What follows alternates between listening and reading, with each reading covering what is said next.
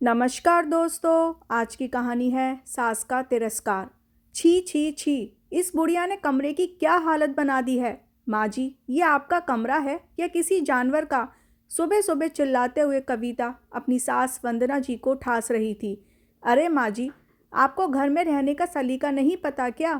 पूरे घर को बदबूदार बना दिया है।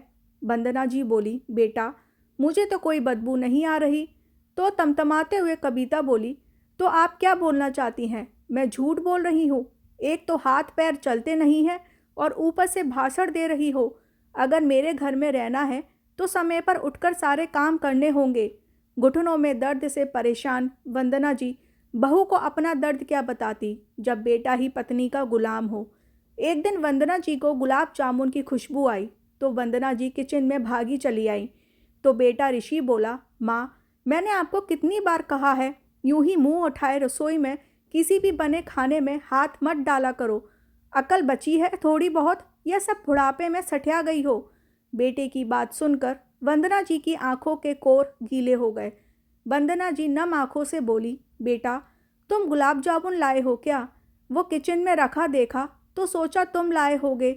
तुम तो जानते हो मुझे गुलाब जामुन कितना पसंद है। इतना सुनते ही बहू तिलमिलाते हुए बोली, काम को कह दो तो आपके घुटनों से उठा नहीं जाता और खाने की खुशबू कुत्ते की तरह सूंघते हुए खाने तक पहुंच जाती हो। बहू क्या कम थी कि बेटा अभी तुरंत बोल पड़ा, क्या माँ, सारा मज़ा खराब कर दिया। कितने प्यार से मैंने आपकी बहू के लिए गर्मा गर्म गुलाब जामुन लाया था, पर आप अपनी मनहूस शक्ल लेकर आ गई हमारा मज़ा किरकिरा करने। अब जाओ यहाँ से। बेटे की बात से वंदना जी का सब्र का बांध टूट गया और उनकी आंखों से आंसुओं की धारा बहने लगी। वह खड़ी खड़ी अपने बेटे के चेहरे को निहार रही थी कि यही बेटा था जो बचपन में माँ के हिस्से की भी मिठाई खा जाता था, और वंदना जी का पेट तो ऐसे ही बेटे को खुश देखकर भर जाया करता था। और आज एक गुलाब जामुन के पीस के लिए उन्होंने इतना सुना दिया कि बेटे के शब्दों से वंदना जी का आत्मसम्मान छलनी हो गया था। भैरी है क्या बुढ़िया, सुनाई नहीं दिया? मतलब तू ऐसे नहीं मानेगी? बहू दंदनाते हुए आई और वंदना जी का हाथ पकड़कर कमरे से बाहर धकेल दिया और अंदर दरवाज़ा लगा दिया। बहू ने इतनी जोर से धकेला था कि वंदना जी धम से जमीन पर जा गिरी और उनके दोनों घुटनों में चोट आई। उनकी एकदम से दर्द से आह निकल पड़ी और वहीं फर्श में बैठकर अपनी किस्मत को रोने लगी थी। आज उन्हें अपने पति की बहुत याद आ रही थी। उनके पति के जाते ही बेटे बहू ने उनकी क्या दुर्दशा कर दी, पर अपना दुखड़ा वो सुनाए तो किसे सुनाए। बेचारी बेटी तब तक यहाँ थी, फिर भी मेरा साथ देती थी, लेकिन उसे भी बहू ने यहाँ कहाँ चैन से जीने दिया था। यही सोचते सोचते वह अपने अतीत की यादों में खो गई। भगवान, ये आंगन की कैसी हालत हो गई है। खाने वाले इस घर में भरे पड़े हैं, लेकिन घर की साफ सफाई और उसकी देखभाल के लिए यहाँ कोई नहीं है। खाने की टेबल पर तो सब जमा हो जाते हैं और अभी मैं इतनी देर से गला फाड़ फाड़ कर चिल्ला रही हूँ, पर मजाल है कि माँ बेटी सुन लें। मम्मी जी, मेघा घर छोड़कर चली गई क्या? कविता गुस्से में अपनी सास और ननंद को कहती है। कविता की सास वंदना जी, जो अपने घुटनों के दर्द से परेशान रहती हैं, किसी तरह लंगड़ाते हुए बाहर आईं और बोली, क्या हुआ बहू, सारे घर के काम तो हो गए हैं? कविता चिल्लाती हुई बोली, क्या खाक हुए हैं? ये देखिए आंगन में कितने पत्ते हैं। आप दोनों माँ बेटी पूरे दिन करती क्या हैं? बस पेट भर खा लो और कमरे में जाकर मेरी शिकायत करती होगी। क्या यहाँ कोई झाड़ू नहीं लगा सकता? तभी मेघा रसोई से बाहर आई और बोली, भाभी सुबह ही आंगन में झाड़ू लगा दिया था, अब पतझड़ का मौसम है तो पेड़ से तो गिरेंगे ही। कविता अंजलि की चोटी पकड़ते हुए बोली, तुम्हारी बहुत जवान चलने लगी है।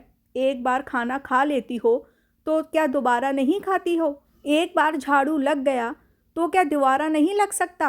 मम्मी जी, मैं कह रही हूँ, अपनी बेटी को संभालो, वरना जिस घर जाएगी वहाँ आग ही लगाएगी।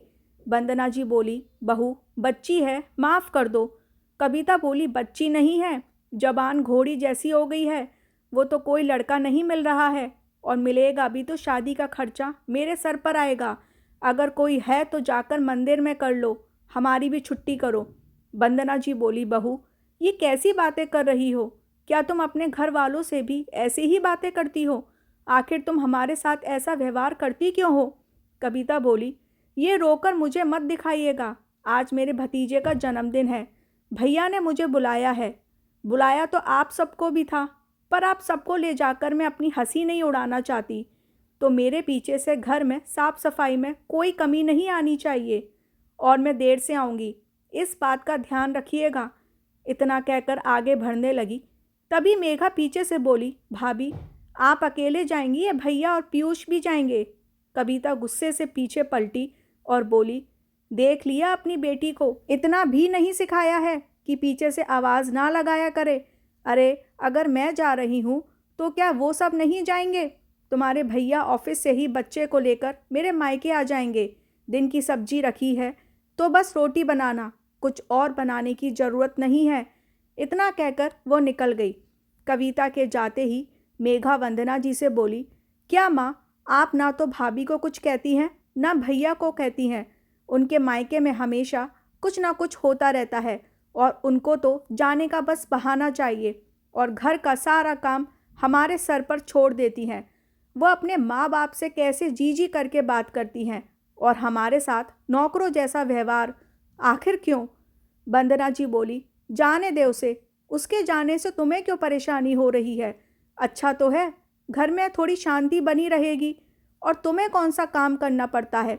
सब्जी दाल तो मैं बना देती हूँ, बस तुम्हें रोटी बनानी पड़ती है। मेघा बोली, फिर भी भाभी का हर दूसरे तीसरे महीने में मायके आना जाना होता है, इसलिए तो वो हमें अपना नहीं समझती। अरे मायके से छूटेगी तभी तो ससुराल वाले से रिश्ता बनाएगी ना। जाने क्यों वो हमारे साथ ऐसा व्यवहार करती है। कभी देखा है किसी भाभी को अपनी ननंद के साथ गाली गलौज करते हुए? कहते कहते मेघा की आंखें भर आई। वंदना जी बोली, रो मत बेटा, काश के तुम्हारे बाबूजी जिंदा होते तो ये स्थिति नहीं होती। मेघा बोली, बाबूजी नहीं है तो क्या हुआ, बड़ा भाई तो है, पर ऋषि भैया भी भाभी को कुछ नहीं कहते। रोते रोते मेघा अपने कमरे में चली गई। वंदना जी सोचने लगी कि कैसे कविता और ऋषि की शादी धूमधाम से की थी। उसका मायका बहुत बड़ा है, इसलिए हर दूसरे महीने मायके में किसी न किसी फंक्शन के बहाने वो जाती रहती है, कभी जन्मदिन तो कभी सालगिरह। वंदना जी को उसके जाने से कोई परेशानी नहीं थी, परंतु मायके की वजह से ससुराल में वक्त कम बिताने लगी और अपनी सास और ननंद से दूर होती चली गई। वहाँ उसकी माँ उसकी भाभी से अच्छा व्यवहार नहीं करती थी। यही सब देखते देखते कविता की मानसिकता भी वैसी हो गई और वो अपनी सास और ननंद के साथ वैसा ही व्यवहार करने लगी। दुख तो इस बात का था कि ऋषि देखकर भी अनदेखा कर देता था। शाम होने पर मेघा ने माँ के लिए चाय बनाई। वंदना जी बोली, चाय क्यों बनाई बेटा? अगर चीनी और चाय पत्ती कम हो गई तो बहू आकर तुम्हें चार बातें सुनाएगी। ना जाने भगवान ने तुम्हारे लिए किसे चुनकर रखा है। अच्छा होता तुम शादी करके अपने घर चली जाती। तुम्हारी भी डांट अब मुझसे बर्दाश्त नहीं होती। मेघा बोली, माँ आप बहुत सीधी है। पड़ोसी की सलोनी की भाभी को उसकी माँ मायके जाने नहीं देती, इसलिए देखा वो उसके परिवार की होकर रह गई। अगर आपने शुरुआत में थोड़ी सी सख्ती की होती तो शायद भाभी कुछ और होती। अब जल्दी से चाय पी लो ताकि मैं बर्तन धोकर रख दूंगी, भाभी को पता नहीं चलेगा। वंदना जी बोली, बेटा दूसरे अपने बहू के साथ क्या करते हैं मुझे उससे कोई मतलब नहीं है, लेकिन मैं अपनी बहू पर किसी प्रकार की बंदिशें नहीं लगाना चाहती थी। मैं तो यही सोचती थी कि जो मेरे साथ हुआ मेरी बहू के साथ ना हो। ये भी सच है कि बेटी को कितना भी प्यार करने वाला ससुराल मिल जाए, मायके का मोह कभी कम नहीं होता है, जबकि यहाँ भी आज़ादी की कमी तो नहीं है। मुझे याद है तेरी दादी मुझे मायके नहीं भेजती थी, कहती थी मुझसे अब घर का काम नहीं होता, बस शादी विवाह में ही मैं अपने मायके जाती थी, इसलिए मैंने अपनी बहू पर बंदिशें नहीं लगाईं। काश तुम्हें भी ऐसा ससुराल मिले जो बेटी समझ कर रखे। वंदना जी की आंखें भर आईं। रात में कविता पूरे परिवार के साथ लौटी। उसके हाथ में खाने पीने की बहुत सारी चीज़ें थीं। उसने सभी चीज़ों को फ्रिज में रख दिया और मेघा से बोली, खबरदार जो बिना पूछे मुझसे कुछ निकाला तो ये लो तुम लोगों के लिए केक लाई हूँ, खा लेना। मेघा ने देखा कि कविता के केक का अच्छा पीस फ्रिज में रख दिया और टूटे हुए टुकड़े दोनों माँ बेटी के आगे रख दी।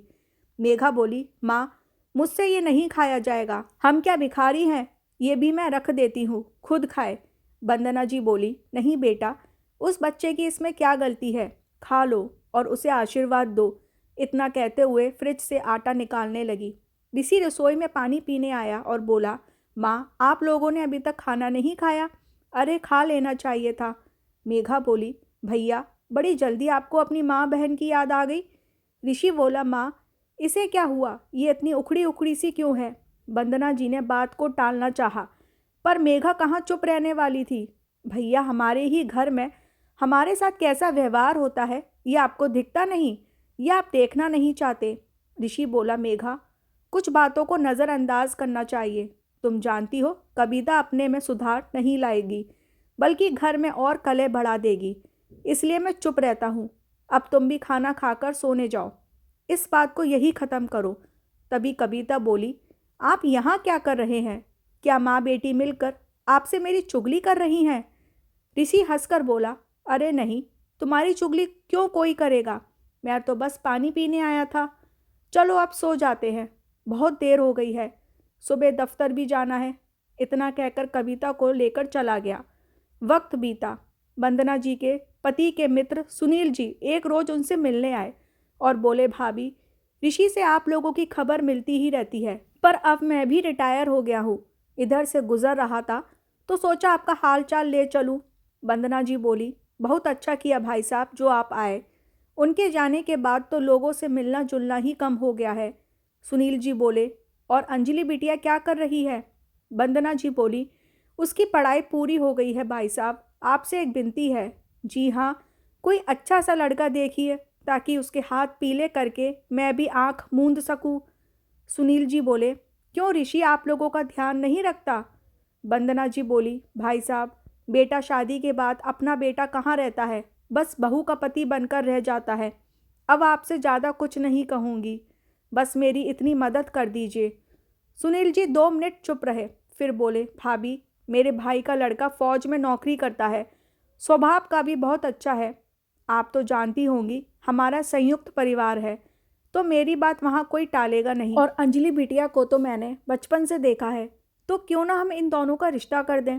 वंदना जी की आंखों में चमक आ गई और रोते हुए बोली, भाई साहब मैं कैसे आपका धन्यवाद करूं, बस इतना जान लीजिए कि मैं दहेज ज़्यादा नहीं दे पाऊंगी, बस आप मेरी बेटी की किसी तरह शादी करवा दीजिए, मैं जीवन भर आपका उपकार नहीं भूलूंगी।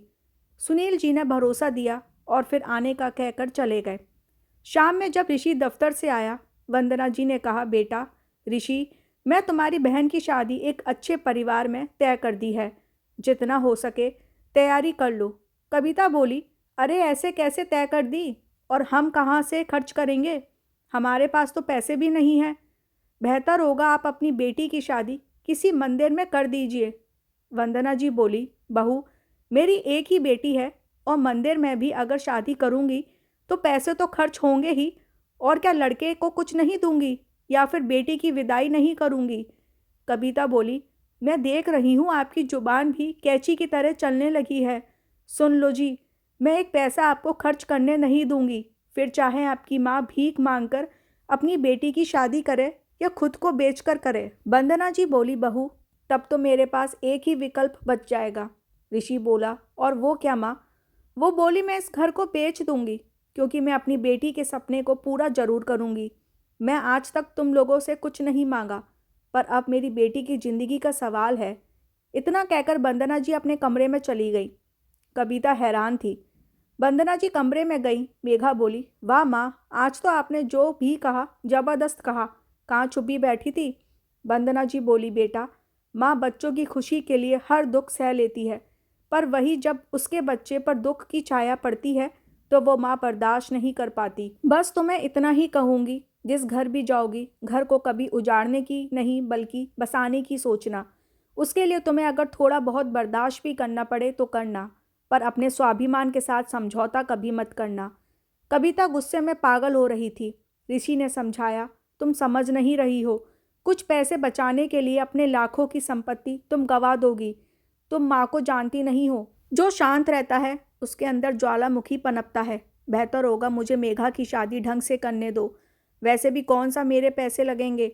बाबूजी ने जो उसकी शादी के लिए पैसे जमा किया था, उन्हीं पैसों से उसकी शादी हो जाएगी। कविता तो मानो जल भुनकर राख हुई जा रही थी। वक्त बीता, धूमधाम से मेघा की शादी हुई। जब वो विदा होने लगी तो अपनी माँ से लिपट कर बहुत रोई और बोली, माँ मैं चली जाऊंगी तो आप अकेली हो जाओगी। कौन आपका ख्याल रखेगा, कौन आपसे बात करेगा। आप भी मेरे साथ चलो ना। वंदना जी मुस्कुराने लगी और बोली, कोई माँ अपनी बेटी के साथ जा सकती है जो मैं चलूँ। बस तुम अपना घर बसाओ और वक्त मिले तो मुझसे मिलते आते रहना, लेकिन अपनी पहली प्राथमिकता अपने ससुराल और पति को देना। बेटी के जाते ही वंदना जी की हालत बद से बदतर होने लगी। कविता अपने गुस्से को दिन रात उन पर उड़ेल देती थी। एक रोज बोली, बुढ़िया पूरे दिन खाकर सोती रहती है, और ये क्या, इस कमरे की हालत क्या करके रखी है। अब इस कमरे को तुम खाली करो। अब तो तुम्हारी बेटी भी नहीं है और तुम्हारी इस घर में कोई जगह नहीं है। ये कमरा मेरे बच्चों के खेलने का कमरा बनेगा। इतना कहकर कविता ने वंदना जी का हाथ पकड़कर घर से बाहर की ओर धकेल दिया था। वंदना जी ने बहू से बहुत मिन्नतें की, पर उसने अंदर से दरवाज़ा लगा दिया। बेचारी वंदना जी बहुत देर तक बहू बेटे से दरवाज़ा खुलवाने की गुहार लगाती रहीं, लेकिन किसी ने उसकी एक न सुनी। तो बेचारी वंदना जी अपना सामान उठाकर वहाँ से चली गईं और 2-3 दिन तक घरों में जाकर काम तलाशने की कोशिश की, पर सब ने इनकार कर दिया। एक हफ्ते तक मंदिर में ही बैठी रहीं। जो कुछ वहाँ प्रसाद वगैरह चढ़ता उसी से खाकर अपना पेट भर लेती थी, लेकिन कब तक मंदिर के प्रसाद से गुजारा करती। तो फिर एक बार हिम्मत करके काम करने के लिए कई घरों में पहुंची। उनमें से किसी एक पारुल नाम की लड़की ने उन पर तरस खाकर अपने घर में आया का काम दे दिया। वंदना जी उसके घर का काम संभालने लगी थी। उसका एक 3 साल का बेटा था, तो वंदना जी काम के साथ साथ उसका भी ध्यान रखती थी। तो उस बच्चे के साथ उनका भी मन बहल जाता था। आज पारुल के बेटे का जन्मदिन था। सब खाने का इंतजाम वंदना जी ही देख रही थी। पूरा हॉल बच्चों और बड़े लोगों से खचाखच भरा हुआ था। सभी लोग अच्छे घर परिवार से लग रहे थे, तो वंदना जी सबके बीच खुद को थोड़ा लज्जत महसूस कर रही थी। लेकिन कहते हैं ना कि कहीं भी चले जाओ, बुरी किस्मत कहीं साथ नहीं छोड़ती। ऐसा ही वंदना जी के साथ भी हुआ, क्योंकि जहाँ वो काम करती थी, पारुल और उनकी बहू बेस्ट फ्रेंड थी। तो उनकी पार्टी में कविता और ऋषि भी मौजूद थे, जिन्होंने वंदना जी की तरफ एक बार भी नज़र उठाकर नहीं देखा। वंदना जी सबको खाना लाकर दे रही थी कि तभी उनका पैर लड़खड़ाया और पानी का गिलास उनकी बहू के कपड़ों पर जा गिरा। वंदना जी अपने बहू से अनजाने की तरह बात करते हुए बोली, माफ़ करना बेटा, गलती से हो गया। बुढ़िया दिखाई नहीं देता, मेरे पूरे 10,000 की साड़ी खराब कर दी। इतना कहते हुए कविता एक जोर का तमाचा वंदना जी के गाल पर मारना चाहा कि तभी किसी ने पीछे से आकर उसका हाथ थाम लिया और एक जोर का तमाचा कविता के गाल पर पड़ा। दोनों ने जैसे ही नज़र उठाकर देखा तो कविता और ऋषि के होश ही उड़ गए, क्योंकि ये वंदना जी की बेटी और दामाद थे। क्योंकि पारुल के पति और वंदना जी का दामाद एक ही ऑफिस में काम करते थे और अच्छे दोस्त थे, लेकिन ये बात पारुल को भी नहीं पता थी। एक ही थप्पड़ की गूंज से पूरा हॉल शांत हो चुका था। हिम्मत कैसी हुई तुम्हारी माँ को थप्पड़ मारने की? तो ऋषि बोला, अरे अंजलि तुम यहाँ। मेघा बोली, आप तो रहने दीजिए, आप चुपचाप चूड़ियाँ पहनकर अपने घर में बैठ जाइए, वही आपको शोभा देता है। आपकी माँ बहन के साथ बुरा व्यवहार रहा और आप चुपचाप आंख मूंदे रहते हैं। आप तो भाई के नाम पर कलंक हैं। तेरी हिम्मत कैसे हुई मेरे पति के बारे में उल्टा सीधा बोलने की? माँ को बाद में संभाल, पहले अपनी उस बुढ़िया सास को तो संभाल ले। मेघा ने एक और जोरदार थप्पड़ कविता को लगाया और बोली, खबरदार, जो मेरी सास का नाम लिया तो, अरे तुम जैसी औरत तो उनके पैर के धूल के बराबर भी नहीं है। ऋषि गुस्से में बोला, अंजलि तुम क्या भूल रही हो, ये तुम्हारी भाभी है। तुम्हारी हिम्मत कैसे हुई बार बार इस पर हाथ उठाने की? वंदना जी के सब्र का बांध टूट पड़ा। उन्होंने जोर का थप्पड़ अपने बेटे को लगाया और बोली, बेशरम, आज तुझे अपनी पत्नी का दर्द दिख रहा है। उस वक्त तू कहाँ था जब तुम्हारी बीवी तुम्हारी माँ और बहन के साथ बुरा व्यवहार करती थी, और आज जो तुम अपनी बहन के साथ व्यवहार कर रहे हो, क्या वो सही है? मेघा बोली, रहने दो माँ, मैं कह रही हूँ आप हमारे साथ चलो। मेरा ससुराल बहुत अच्छा है, वहाँ इतने लोग रहते हैं, आप रह लोगी तो क्या दिक्कत होगी? क्यों जी? मेघा ने अपने पति से पूछा। मेघा का पति बोला, हाँ माँ जी, आप हमारे साथ चलिए, हमें कोई परेशानी नहीं होगी। अरे एक माँ की जगह मुझे दे दो, माँ का प्यार मिल जाएगा। कविता बोली, हाँ हाँ ले जाओ इस बोझ को। मेघा गुस्से में बोली, खबरदार, अगर मेरी माँ को बोझ कहा तो जिन्हें आप 2 कौड़ी की नौकरानी समझ रही हैं, उनकी हैसियत के बारे में सुनोगे तो तुम दोनों के होश उड़ जाएंगे। आज वो कोई नौकरानी नहीं है, बल्कि करोड़ों की मालकिन है। वंदना जी आश्चर्य से बेटी का मुंह देखने लगी और सोचने लगी कि बेटी झूठ क्यों बोल रही है। तभी अचानक मेघा के पति ने अपने जेब से कुछ कागजात निकाले और ऋषि के हाथ में रख दिए। कविता जैसे उन कागज़ों को पढ़ा, पढ़ते ही उसकी आंखें फटी की फटी रह गईं, क्योंकि वंदना जी के पति ने एक प्लॉट खरीदा था जो आज उस पर हाईवे बनने जा रहा था। गवर्नमेंट ने उस जमीन के बदले वंदना जी को करोड़ों रुपए दिए। ये सुनते ही दोनों के पैरों तले जमीन ही खिसक गई। वंदना जी बोली, मैं जवाब नहीं देती, विरोध नहीं करती थी, जिसका नतीजा ये है तुम लोग मुझे हल्के में ले रहे थे। पर तुम्हें चेतावनी दे रही हूँ, हफ्ते भर के अंदर अगर मैंने सबक न सिखाया तो मैं तुम्हारी माँ और तुम्हारी सास नहीं। इतना कहकर वो चली गई। उन्होंने पहले पुलिस कंप्लेंट करवाई, फिर बेटे को नोटिस भेजा। देखते ही देखते कोर्ट का नोटिस ऋषि के पास आ गया कि उस घर को खाली करे। दोनों के पैरों तले जमीन खिसक गई। दोनों वंदना जी के पास आकर माफ़ी मांगने लगे, पर उन्होंने उनसे मिलने से भी इनकार कर दिया और अपने आधे पैसे एक वृद्ध आश्रम को दान करके आधे अपनी बेटी के अकाउंट में डलवा दिए और बेटे को एक फूटी कौड़ी भी नहीं दी। तो दोस्तों, इस कहानी को लेकर आपकी क्या राय है, लाइक और कमेंट करके ज़रूर बताइएगा। वीडियो अच्छी लगी हो तो चैनल को सब्सक्राइब जरूर कर लीजिएगा। मिलते हैं अब अगली वीडियो में। आप सभी को राधे राधे।